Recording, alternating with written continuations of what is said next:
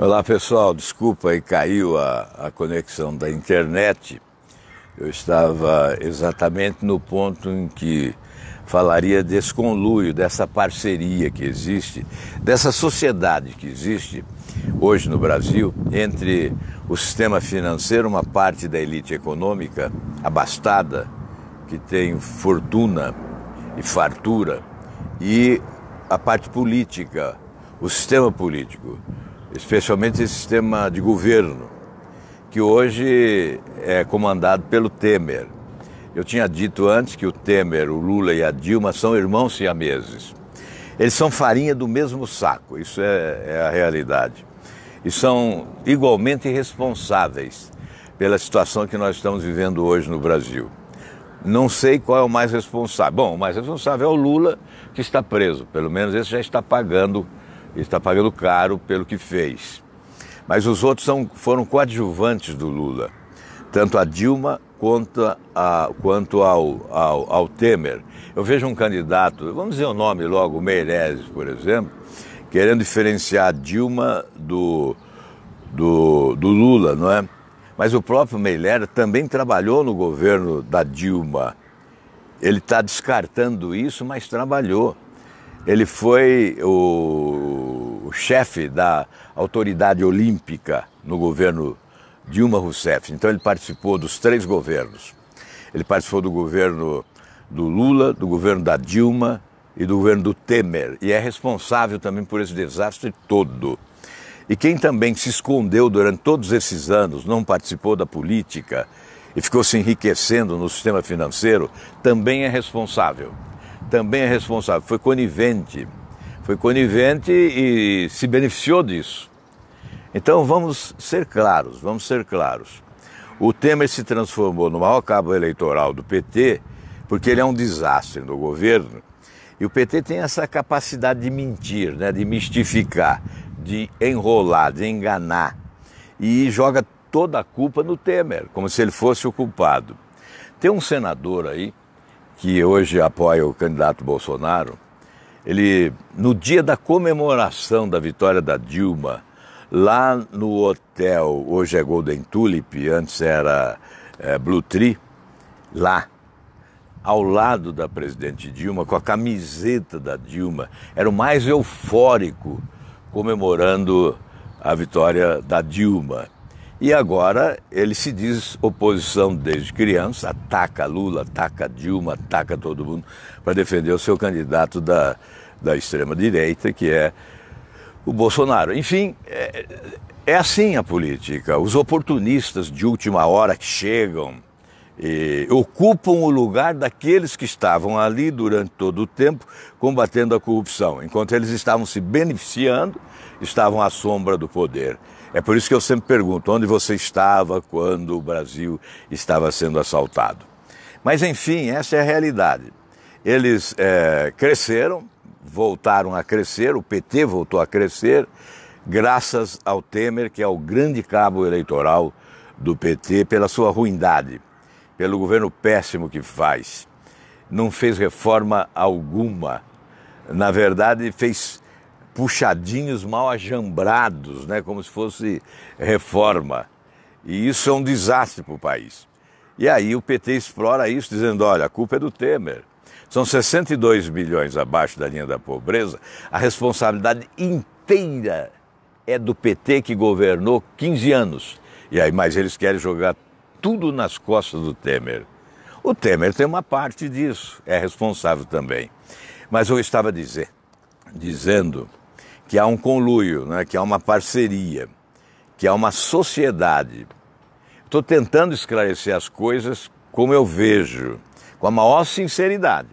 Se você não concorda, tem o direito de discordar, mas faça análise. Eu estou dizendo que há um conluio, que há uma sociedade, que há um esquema solidário, não é, de parceria entre o sistema financeiro, que é comandado por 4 grandes bancos, não, por 5 grandes bancos. 4 grandes bancos respondem por 82% do crédito. E os 5 grandes bancos por 94% do crédito no país, portanto, do dinheiro no país. E 40% de tudo que se produz no país circula nos cofres públicos. Então essa é a sociedade, sistema financeiro e governo. Governo sustentado por quem? Por um sistema corrupto, que é este do ajuntamento das siglas partidárias. São siglas corruptas, administradas de cima para baixo, cartorialmente, que são alimentadas por um fundo partidário, que é dinheiro público, que vem da onde? Vem da saúde, da educação, da segurança. É o dinheiro do contribuinte, dinheiro do imposto que todos nós pagamos e que deveria ser aplicado em outras coisas, mas que alimenta uma fábrica de partidos, que hoje são 35 oficiais, mas tem 73 na fila de espera para o registro definitivo. Então, esse dinheiro sustenta esses partidos que, por sua vez, vale-se desse dinheiro para uma organização mínima e, com isso, com essa mínima organização, alguns deputados eleitos, na soma dá a maioria, no Congresso, evidentemente, mas cada partido elegeu um pouco. Então, nesta soma, o governo consegue a maioria no Congresso e obtém o que deseja do Congresso. É como se o Congresso fosse um almoxarifado. O presidente da República vai lá e busca o produto que ele deseja. Agora, isso custa caro para você que paga imposto, que trabalha duro, que acorda cedo, que enfrenta uma burocracia incrível, né? É difícil pagar imposto, é difícil importar, exportar, é difícil tudo. Construir uma empresa. Então você vence todos os obstáculos. Aí se você passar pela Avenida Paulista, você vai lá ver o impostômetro, que ele não para, ele é turbinado, os números vão se alterando, porque o povo está trabalhando, pagando impostos, e o governo arrecadando. E aí o que acontece? Mesmo arrecadando muito, né, arrecadando demais, o governo gasta demais para manter essa base de apoio. Esses que são mensaleiros, que são sanguessugas, que são petroleiros, né? Ou não, filhos do petrolão, não o petroleiro que trabalha, os chamados filhos do petrolão. Esses que invadiram também os fundos de pensão, né? São os chupins da República, os ladrões de todo lugar, de toda a área da administração pública. São 146 empresas federais, 38% foram criadas pelo PT como cabide de emprego e de portas abertas para a corrupção. Então cada partido indica lá um ministro, toma conta de um ministério, aí toma conta das empresas ligadas a esse ministério, dos cargos ligados a esse ministério. Esse é o leilão que fazem, o loteamento que fazem do governo, né? Então os indicados não são competentes, os indicados vão para lá para obter dinheiro. Só indica o partido corrupto, a sigla corrupta só indica aquele que se dispõe a ir para o governo para trazer dinheiro para o partido, para alimentar os projetos eleitorais. Mesmo essas emendas parlamentares que muitas vezes vão para as prefeituras, vocês viram o escândalo dos sanguessugas? Deputados que ficavam com parte da emenda, tinha lá um tal de Vendoim, né? Deve se lembrar. Então, mesmo essas emendas parlamentares, elas são aplicadas em obras muitas vezes desnecessárias, obras que poderiam ser muito bem dispensadas. E aí todas as obras públicas, aliás, hoje temos aí mais de 7 mil obras paradas no Brasil, né? O Brasil virou um canteiro de obras paradas, porque elas são superfaturadas. O governo não consegue dinheiro para pagar. Aqui mesmo no Paraná tem lá em Foz do Iguaçu, a tal da UNILA, a Universidade Latino-Americana, tem um elefante branco parado lá. Outro dia eu mostrei lá de Uberlândia um grande hospital parado há 3 anos, né? São obras paradas, é um canteiro de obras paradas no Brasil. Por quê? Não há um projeto básico que define o preço final da obra. Então, os aditivos vão sendo lançados e a obra vai ficando mais cara, muitas vezes acaba o dinheiro, ela para, ela não continua. Mas a roubalheira está estabelecida. Então, para concluir essa parte, há um conluio, né? Então, sistema financeiro, Essa parte da elite econômica que envolve essas empresas prestadoras de serviços ao governo, né? Principalmente as empreiteiras de obras públicas, as grandes construtoras, a Operação Lava Jato está mostrando tudo isso, e os políticos que abraçaram. Eu lembro de um político, ele já faleceu, não vou citar o nome, que certa vez ele me disse: se eu soubesse que o PT era assim, eu era PT desde criancinha. Né? Essa é uma realidade. O PT corrompeu. Aliás, o PT corrompeu a inteligência nacional.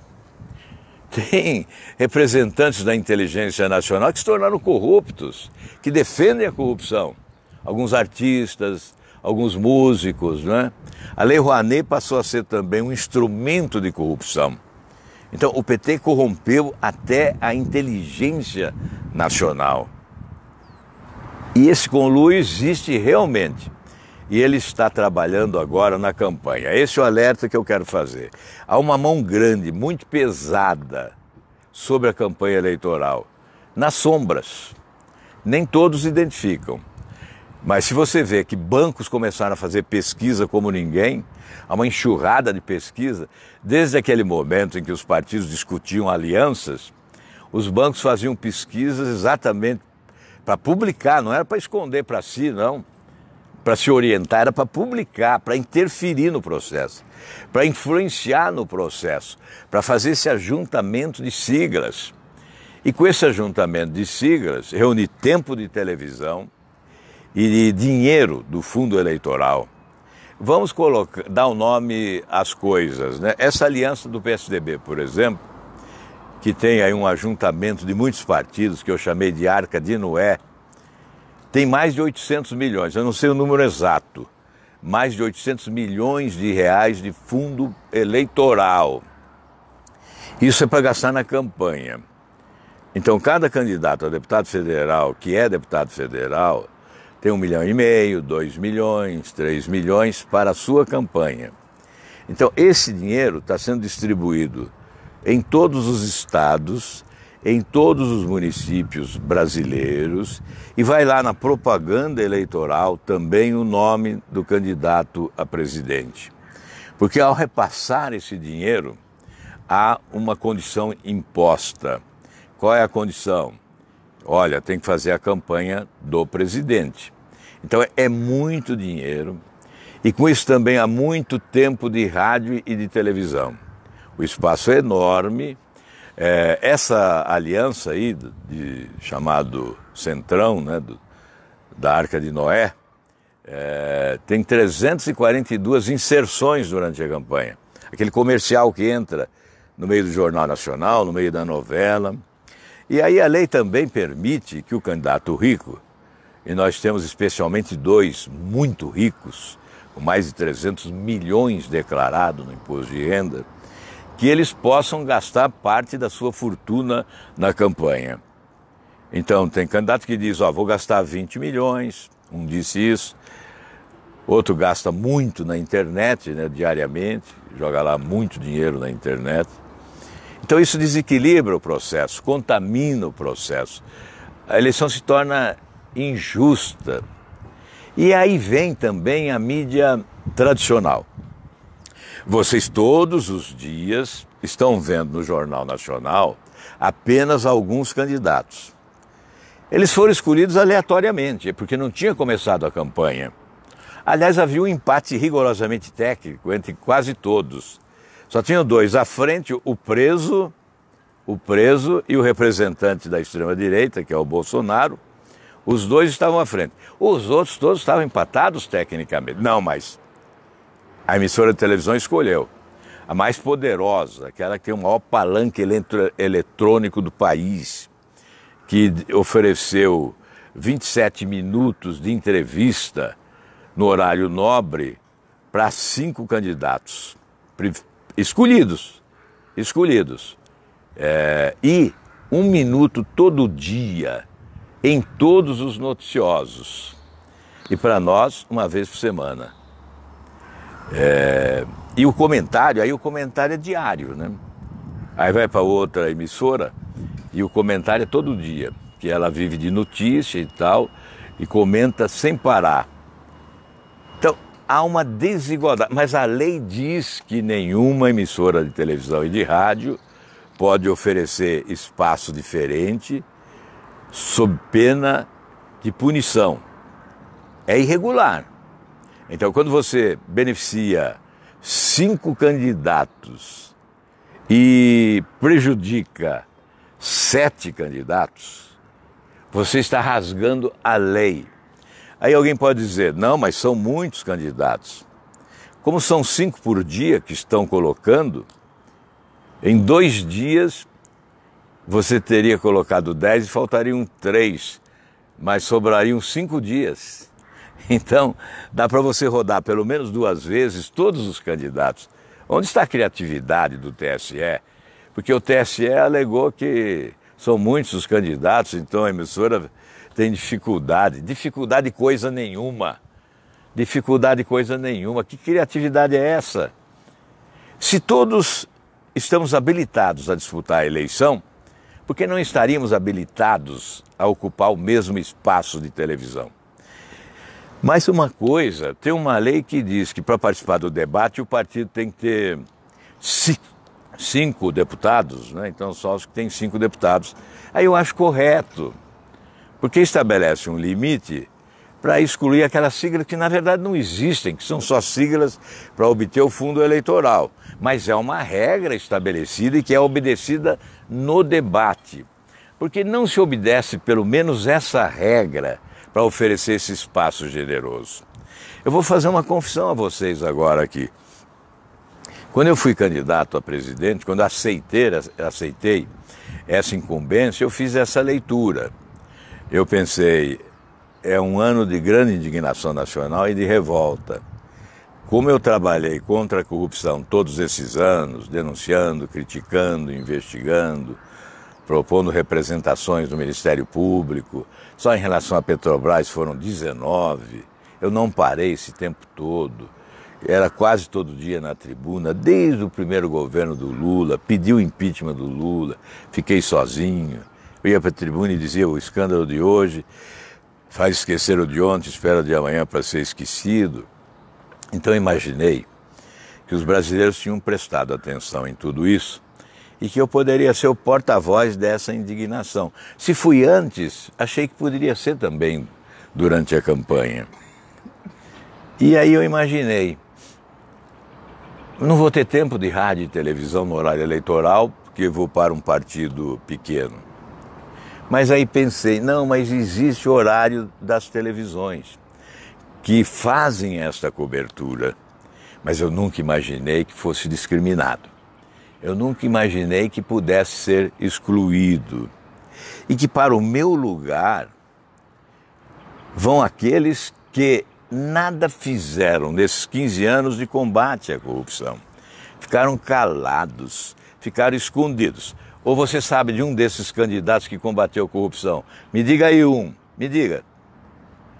Lembre-se de todos eles e diga um deles que combateu corrupção nesses anos todos. Estavam calados. Alguns foram ministros mais de uma vez, os outros governaram, como o governador de São Paulo governou, nunca abriu a boca contra a corrupção. Esse da extrema-direita, deputado federal há 3 décadas, nunca combateu esse governo. Aliás, nunca ouvi um discurso contra o Sérgio Cabral também, que é o maior ladrão da República hoje, né?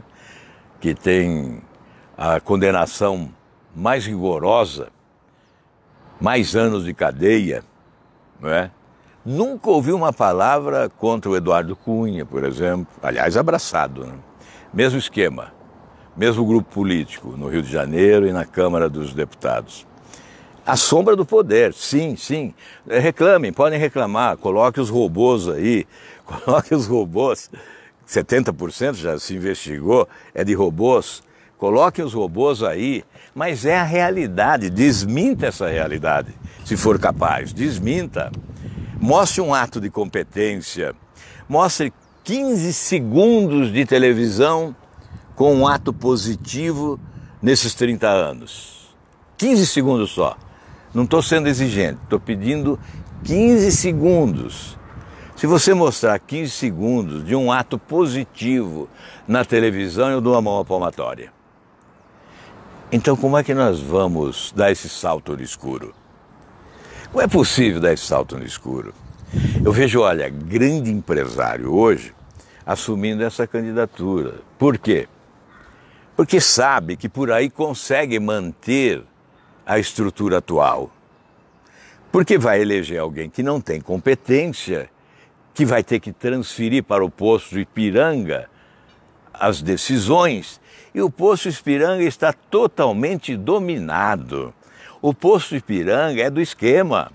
O posto Ipiranga é do sistema financeiro, está totalmente envolvido. E, aliás, está se escondendo um pouco atualmente, exatamente para não mostrar suas garras, para não mostrar as garras, para não ficar visível que pertence a esse sistema, que integra esse sistema. O posto Ipiranga resolveu se calar. Não vai, nem o Roda Viva. Aliás, eu vou dizer aqui, o Roda Viva é outra barbaridade, né? É uma televisão pública, o Roda Viva é da TV Cultura de São Paulo. Eu dou o nome aos bois. A TV Cultura de São Paulo é uma barbaridade, é uma barbaridade. Ela convidou agora alguns economistas, excluiu, por exemplo, o economista que me ajuda, a Ana Paula Oliveira, ou o próprio Paulo Rabelo, que é o candidato a vice-presidente. Um dos dois poderia ir lá participar do programa do Roda Viva com os outros economistas. Eles convidaram o do Bolsonaro, ele não aceitou e não foi. Aí é claro, o do PSDB está lá, né? É dono da TV, não tem como não ir. Aliás, quando eu fui lá na pré-campanha, eles imaginaram que iam me massacrar, buscaram todo o lixo fake da internet.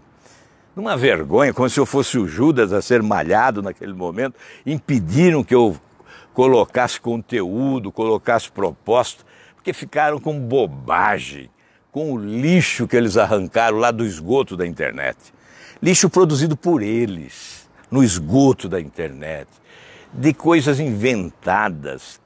Nada daquilo se confirmou em nenhum momento e eles trouxeram para ocupar o espaço do horário que eu poderia usar para dizer o que eu penso sobre o Brasil e principalmente para fazer essa denúncia. Mas vamos esquecer essa gente. Esse Roda Viva se tornou num brinquedo, numa bobagem. Ouviu lá alguns economistas, excluiu os outros e levou uma banana do economista do Bolsonaro, que não quis ir, não foi. Não foi. Nesse caso, acho que ele fez bem. Mas esse posto Ipiranga está se escondendo de todo mundo. Não quer mostrar suas garras. Porque o posto Ipiranga, ele quer privatizar até Itaipu. Você imagina privatizar Itaipu? Que barbaridade.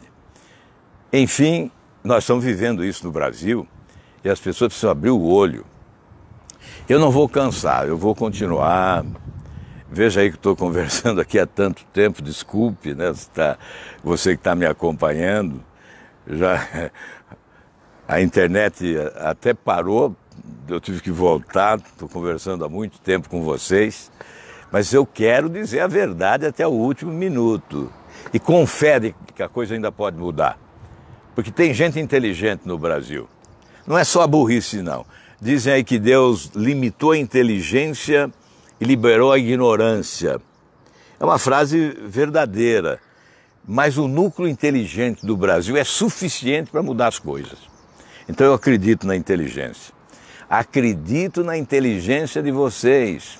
Eu soube que aqui em Curitiba mesmo teve gente aí da elite, aí, que usa paetês e vai em salão de festas e tal, que começaram a achar bonito essa candidatura que levou, infelizmente, né, que levou o país a uma situação delicada e muita gente não está raciocinando bem, não está refletindo bem. Mas vamos deixar isso para lá e vamos pensar o seguinte: a ignorância existe, isso não há nenhuma dúvida. Ela existe na elite, existe em toda parte. porque Deus liberou a ignorância e limitou a inteligência. Mas a inteligência tem força. E eu acredito na sua inteligência. Eu acho que nesse período que resta até a eleição, nós vamos sacudir o Brasil. Você vai sacudir o Brasil. Você vai fazer com que as pessoas reflitam, pensem melhor e escolham melhor. Essa história, eu vou votar no ciclano porque o fulano não tem chance para evitar o beltrano. Mas quem disse que não tem chance? Quem disse que não tem chance? Você já consultou 208 milhões de brasileiros? Você conversou com 208 milhões de brasileiros? Porque a pesquisa que está dizendo isso, ela conversa com 2 milhões. Agora, não conta, aliás, 2 mil, que 2 milhões? 2 mil brasileiros, distribuídos aí em algumas cidades. Agora, não conta quantos brasileiros se recusaram a responder a pergunta: quem é o seu candidato? Não, isso eles não contam. Mas olha lá, consultamos 2 mil brasileiros e a margem de erro é de 2%. Aqui, 2%. Mais de 50% dos brasileiros não responde a sua pergunta. Então você está enganando. É uma base irreal, parte de uma base real. Agora, influencia. Influencia. Aqueles que surfam a onda da ilusão das pesquisas são influenciados. Então isso prejudica. Isso prejudica mesmo. Nós temos que reagir a isso. Temos que esclarecer esse fato. Por isso eu vou concluir, porque acho que já tomei muito seu tempo, desculpa. Vou concluir dizendo, olha, eu acredito na inteligência. Existe uma massa crítica no Brasil. Gente indignada, gente revoltada, mas gente inteligente. Veja, o que disse alguém que fechou uma loja aqui no Shopping Barigui, em Curitiba. Estou fechando esta loja porque não aguento mais cobrar dos meus clientes mais do que deveria cobrar.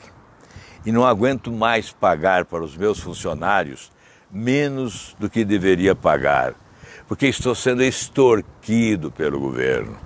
E quem é responsável por essa extorsão? O PT, que aumentou os impostos e que aumentou a dívida do país e que agora pratica taxas de juros lá em cima e que ocupa 72% do crédito que poderia ir para o setor privado, investir, empreender, gerar empregos. Não fica com o governo. Então, veja bem quem é responsável por tudo isso.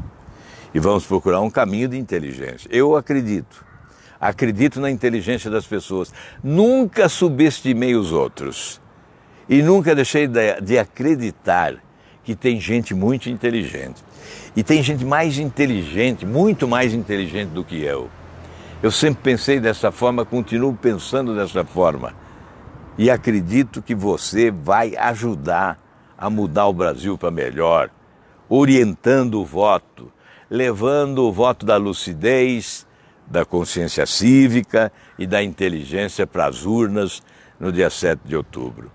E que Deus nos ilumine para que nós possamos ser corretos, ser inteligentes, ser inspirados no dia do voto. E se Deus me premiar com a vitória, que Ele me ilumine para que eu possa ser digno de cumprir bem essa missão. Bom domingo a todos. Um abraço. Agora deu inteiro, né?